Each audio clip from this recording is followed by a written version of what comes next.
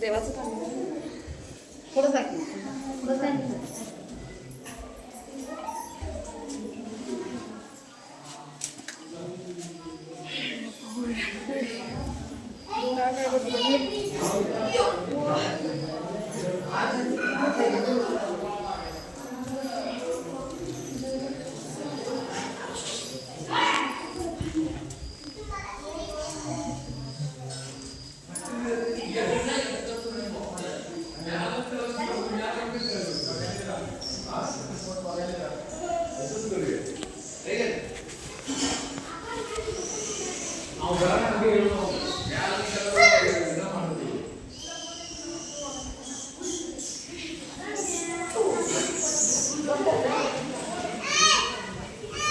ಇದು ಗಿರ್ಲಿಂಗ ಅನ್ನುವಂತಹ ಒಂದು ದೇವಸ್ಥಾನ. ಶಿವಾಜಿ ಕಾಲಘಟ್ಟದಲ್ಲಿ ಇಲ್ಲಿ ಶಿವಲಿಂಗವನ್ನು ಶಿವಾಜಿ ಮಹಾರಾಜವರು ಸ್ಥಾಪನೆ ಮಾಡಿದರು ಅನ್ನುವಂಥ ಪ್ರತೀತಿ ಇದೆ. ಅದಕ್ಕೆ ಈ ಸ್ಥಳವು ಕೂಡ ನೈಸರ್ಗಿಕವಾಗಿ ಬಹಳಷ್ಟು ಸುಂದರವಾಗಿ ಕಾಣ್ತಕ್ಕಂಥದ್ದು. ಅದಕ್ಕೆ ನಾವೀಗ ಮೇಲ್ಗಡೆ ಒಂದು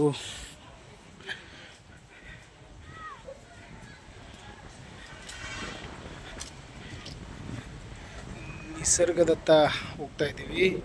ಇದು ಬಹಳ ಸುಂದರವಾದಂತಹ ಸ್ಥಳ ಇದೆ. ನೀವು ಕೂಡ ಇಲ್ಲಿ ಬರ್ಬೋದು.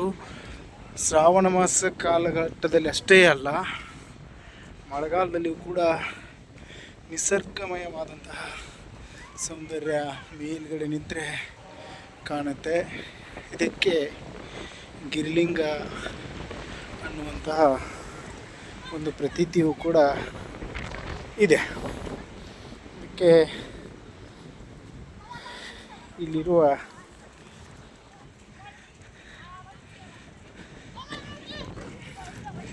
ಒಂದಿಷ್ಟು